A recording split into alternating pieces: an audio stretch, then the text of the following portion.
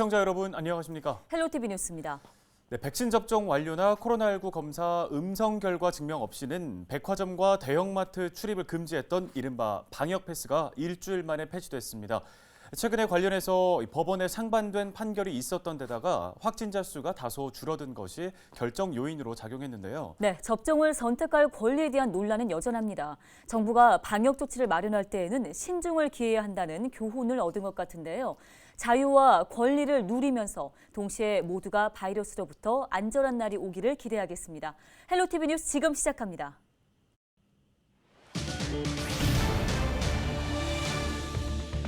은평구가 추진한 유라시아철도 출발역 타당성 용역 결과 수색 DMC역, 가칭 서울 북부역이 유라시아철도 출발역으로 가장 적합하다는 평가가 나왔습니다.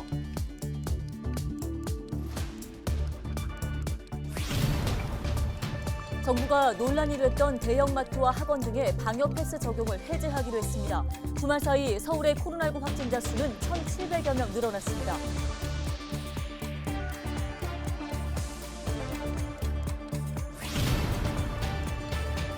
미니 인터뷰에서는 서병환 양천구 의회 의장을 만나봅니다.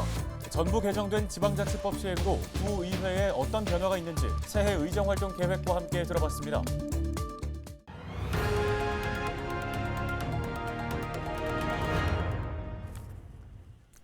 첫 소식입니다. 은평구가 가칭 서울 북부역이 유라시아 철도 출발역 최적지로 평가됐다고 밝혔습니다.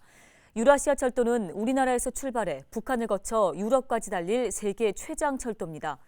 은평구는 유라시아 철도 출발역 검토 용역을 진행한 결과 전국 9개 후보지 중 서울 북부역이 가장 적합한 것으로 나타났다고 설명했습니다.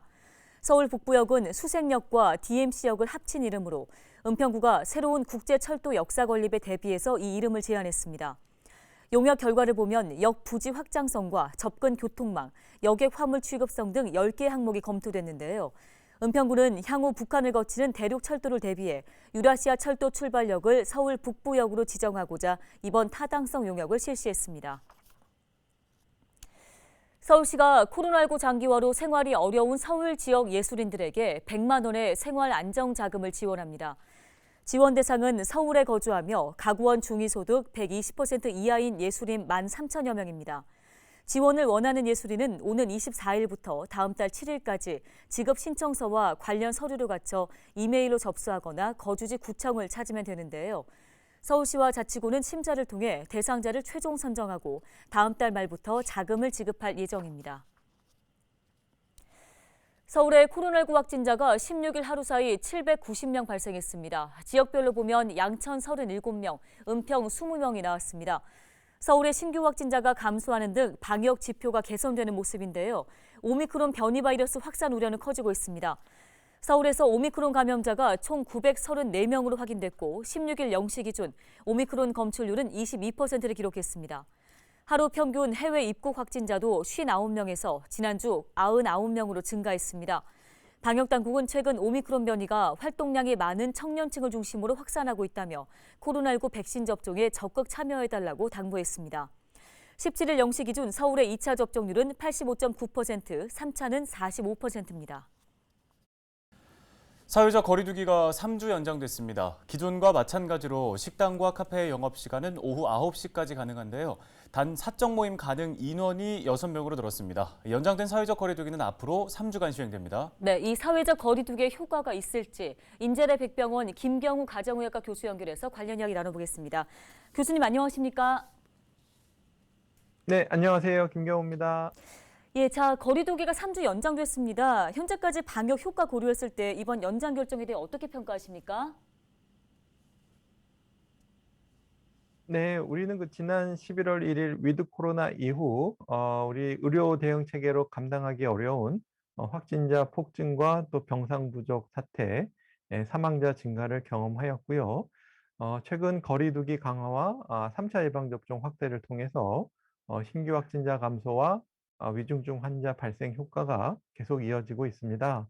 어느 정도 방역 상황은 안정됐기 때문에 어느 정도 거리두기 완화가 필요한 시점이라고 생각할 수도 있겠지만 현재 오미크론이 이 확장세가 점점 심화되고 있기 때문에 안심할 수 없는 상황이고요. 또 설 연휴를 앞두고 있어서 현재 방역 준비가 매우 좀 중요한 시점이 되겠습니다.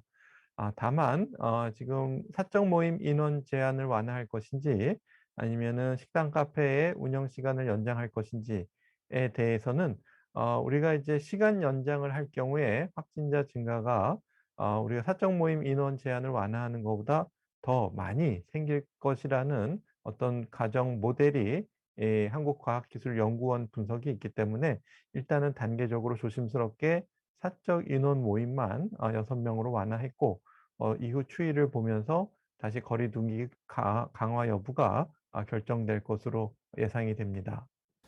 네, 정부가 논란이 됐던 대형마트와 학원 등의 방역 패스 적용을 해제하기로 결정했습니다. 효과 면에서 볼 때 앞으로 정부의 방역 대응은 어떤 방향으로 가야 한다고 보십니까?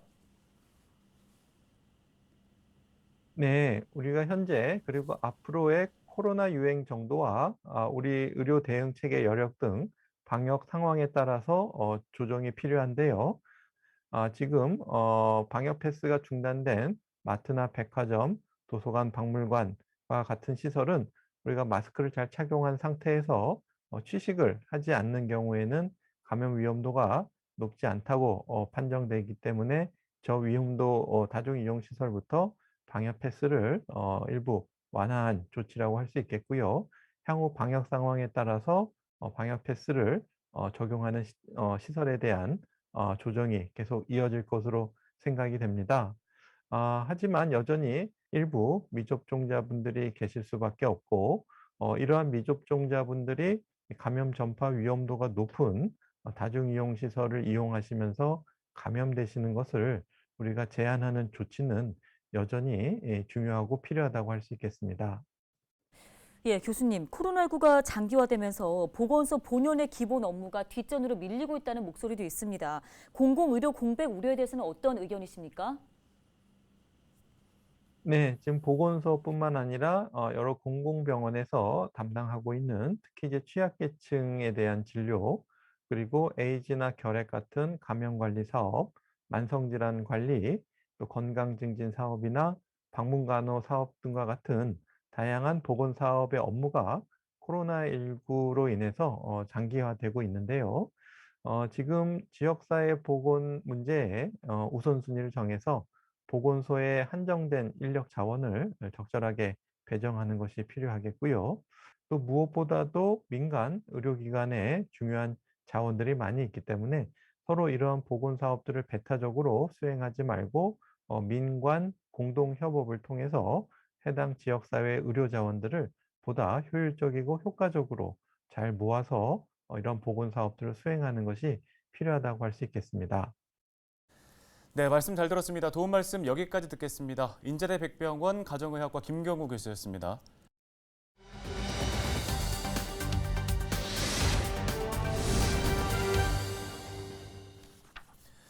네, 주민들의 삶의 질 향상을 위한 고민이 시작되는 곳 바로 우리 지역의 의회죠. 특히 올해는 지방자치법 전부 개정 시행으로 기초의회에도 많은 변화가 있을 텐데요. 네, 헬로티비 뉴스가 신년을 맞아 구의회 의장단을 만나 지역 현안에 대한 이야기 나눠봤습니다.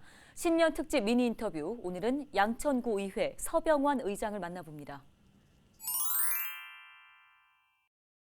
돌아보면 지난해는 코로나19와의 기나긴 전쟁으로 정말 그 어느 해보다 힘겨운 시간이었습니다. 지난해 연말 우리 양천구의회가 행정사무감사를 원만하게 마무리하고 2022년도 예산도 심도 있고 면밀한 검토를 통해 마무리했다는 점에서 한 해 매듭을 잘 지었다고 평가를 합니다.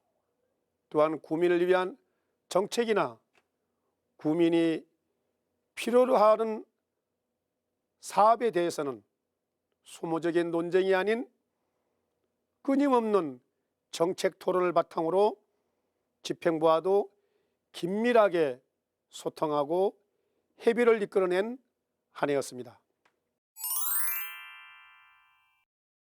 지방자치법 시행으로 우리 지방의회에 나타나는 가장 뚜렷한 변화는 인사권 독립으로 의정활동 전반과 정책 연구를 지원할 정책지원관을 채용함으로써 양질의 정책 형성과 효율적인 구정의 관리 감독의 역할을 충실히 해낼 수 있기를 기대하고 있습니다.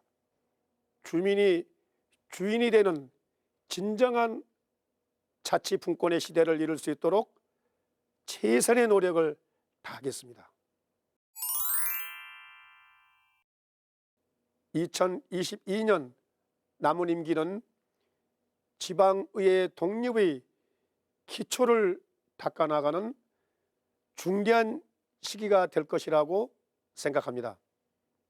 지방자치법 전면 개정에 따른 지방의회의 변화를 안정적으로 이끌어갈 초석을 단단히 다져 구의회의 이상을 한층 높일 수 있도록 최선을 다할 계획입니다. 다음 소식입니다. 양천구가 다음 달 7일까지 설맞이 나눔 캠페인을 벌입니다. 캠페인은 각 가정에서 보관하고 있는 식품이나 생활용품을 지역의 어려운 이웃들에게 전달하는 방식으로 진행됩니다. 참여를 희망하는 주민은 쌀이나 라면 등 생필품을 가까운 주민센터로 기부하면 되는데요. 이 기부 물품은 양천구 푸드뱅크를 통해 지역의 어려운 이웃들에게 전달됩니다. 저희 헬로티비 뉴스가 오늘 준비한 소식은 여기까지입니다. 네, 시청해주신 여러분 고맙습니다.